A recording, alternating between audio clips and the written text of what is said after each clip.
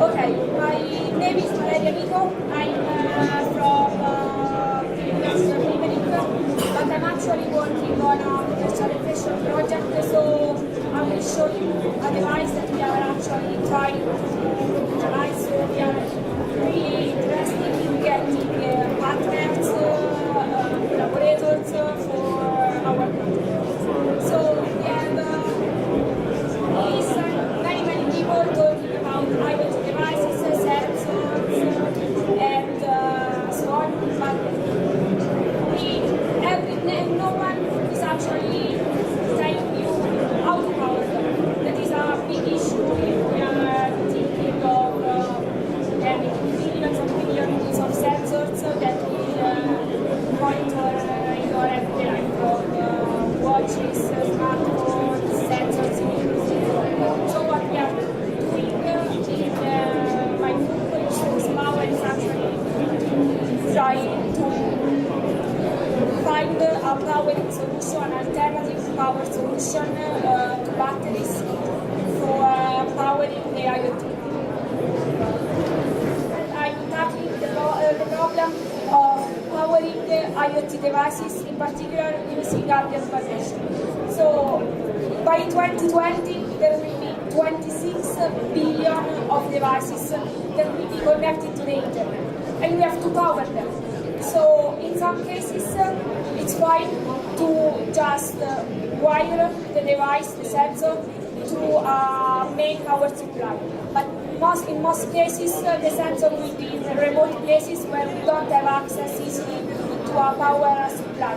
And so batteries will be used. But batteries have a big problem, the discharge. And just in the US, every year, 3 million the batteries are discharged. And this has a terribly strong impact on the environment. If we think also that most IoT devices have to dispose with the battery when the battery dies. If you think of your Fitbit, for example, okay, we can recharge it, but when the battery fails, you can't change the battery. You have to dispose the whole device. And this has a tremendous impact on the ambient. Aside from the impact on the ambient, you have to schedule very carefully your battery replacement. Because if the battery fails, the sensor will fail.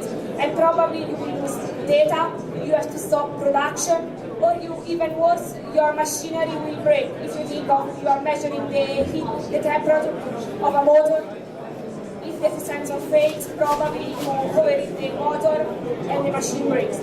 So your facility manager has to carefully plan the battery maintenance, and you have to replace the battery before their expected lifetime. So consider a very large factory where you are planning to use 10,000 sensors. That means that your facility manager has to know exactly where all the sensors are, what kind of battery the sensor requires, when they have to replace it.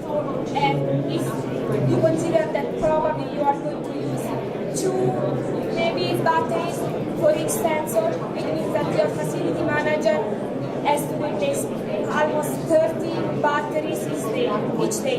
And this is a terribly time-consuming effort for your facility manager. Moreover, it means that you have to send someone to all your factory roof spaces, on the actual production line to replace the battery. Or if you are doing structural monitoring, maybe for railways, roads, bridges, you have to send someone in a very remote location to change batteries maybe every kilometer.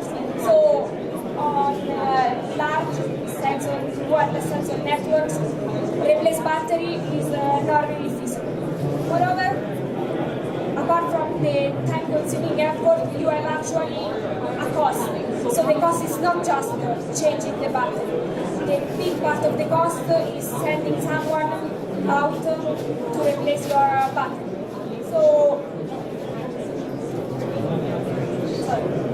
So if you are thinking of powering your sensor, you can use either lithium or alkaline batteries. And for each node, you will use probably one battery if it's a lithium, or 4 batteries if they are alkaline. That means that after 20 years, you have disposed 4 lithium batteries and 32 alkaline batteries.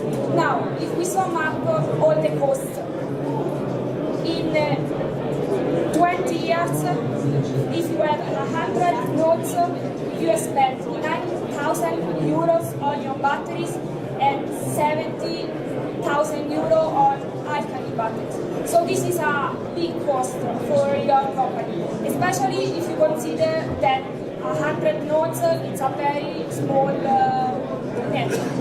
So what we are proposing in Sox Power is to try to replace the powering system.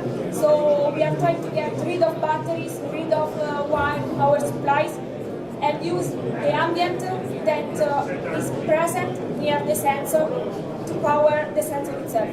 And in Sox Power, we are also looking at the conditioning system so that the user will have a nice regulated voltage supply. And we are targeting 3.3 volt because it's what common sensor board is. So different energy sources can be used. With some you are more familiar with thanks to large power plants, so like wind energy and solar energy. But at small scale, so for low power devices, you can use the RF energy, that is the energy coming from the Wi-Fi. So you can actually use the energy due to the Wi-Fi that is in this room to power your sensor. You can use different gradient temperatures. So for example, if you have hot pipes, you can use the temperature difference between your hot pipe and your ambient. Or you can use kinetic energy coming from vibration. So theoretically, you can convert every vibration from any object into electricity. So from compressors that vibrates, pumps, motors, but also human motion, the vibration on a truck, of a train, cars, vibration, and so on. So we are focusing on vibration because, as you can see, it gives you a good balance between high efficiency of conversion mechanism and relatively high harvesting power. Moreover, vibration are common in any scenario, and this will enable to power different applications for example, Industry 4.0. If you think of monitoring the state of a compressor or wearable devices, transportation for structural health monitoring or car tracking, mining, and so on. So, okay, easy. We have the source. Now, how we convert the vibration into electricity? So, the easiest model is a mass and a spring, and we need some sort of transducers. So, we can use the genetic materials. So, when you deform them, you will get a voltage. We can use electrostatic generators. So, we are based on variable capacitance.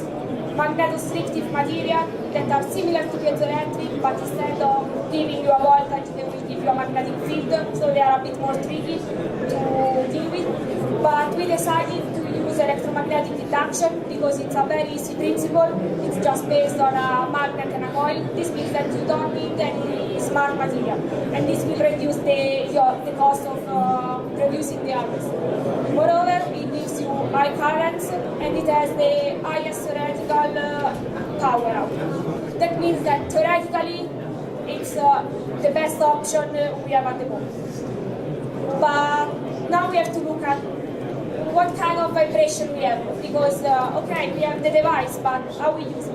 So there are different types of acceleration, and they are different depending on the device. So we developed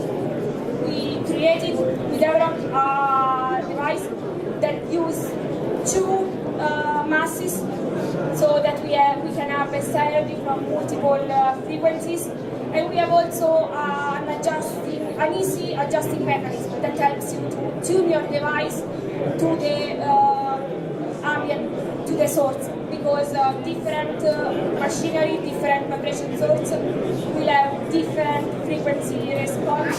So in this case, you can use the same device easily on different machinery.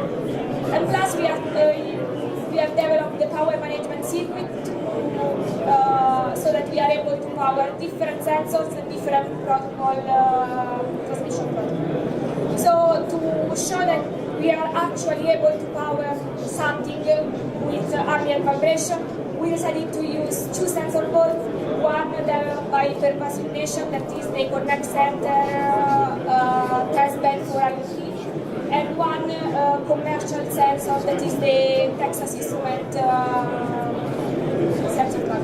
As you can see, they have different current consumption, so different power output. And we decided to use the vibration of an air compressor, an industrial air compressor. So we measure it and we are able to reproduce it in the lab. And what we discovered is that it's a great result, because we are able to power the LoRaWAN sensor board to measure and transmit data every 30 seconds. And with the Bluetooth board, we are able to measure data and transmit data every 2 seconds. And this is a really small duty cycle if you consider that general application requires a duty cycle of 10 to 15 minutes for the LoRaWAN protocol. And if you are doing remote monitoring, machine monitoring, probably you need to know the state of your machine or your device or your machinery, even just once every hour, once every 2 hours. That means that you can use the extra energy to power more sensors, so measuring temperature, pressure, humidity, acceleration, or to do some computation on the road.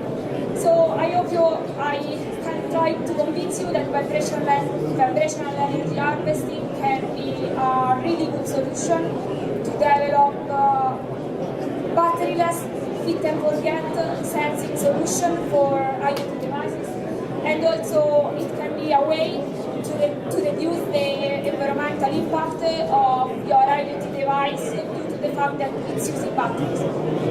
So, thank you.